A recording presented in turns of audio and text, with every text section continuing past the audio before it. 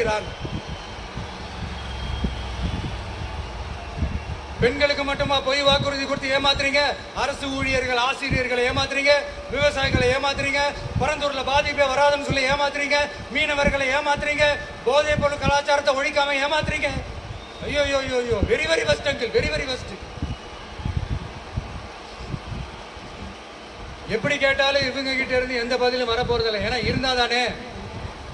இப்ப ஆட்சியில இருக்கிற நம்மளுடைய அங்கிள் பதில் சொல்றது இருக்கட்டும். மக்களை நீங்க சொல்லுங்க, நீங்க உண்மையை சொல்லுங்க.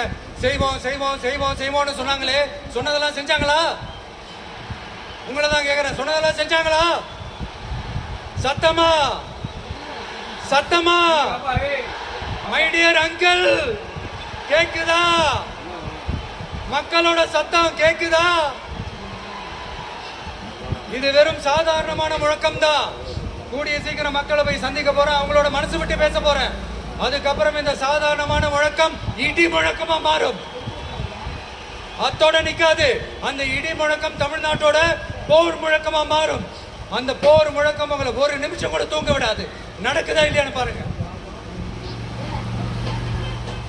என்னடா இவன் இவ்வளவு ஸ்ட்ராங்கா சொல்றானேன்னு பாக்குறீங்களா?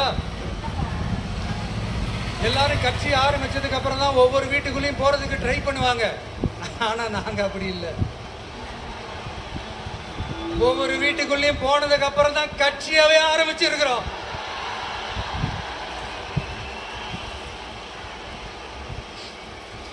அதனால ஒட்டுமொத்தமா எல்லாருமா சேர்ந்து இந்த திமுக ஆட்சிய, கபட நாடக திமுக ஆட்சிய 2026 தேர்தலில் வீட்டுக்கு அனுப்புறோம். வீட்டுக்கு அனுப்புறோம். என்ன நண்பா, சரிதானே? என்ன நம்பி செய்வீர்கள் தானே?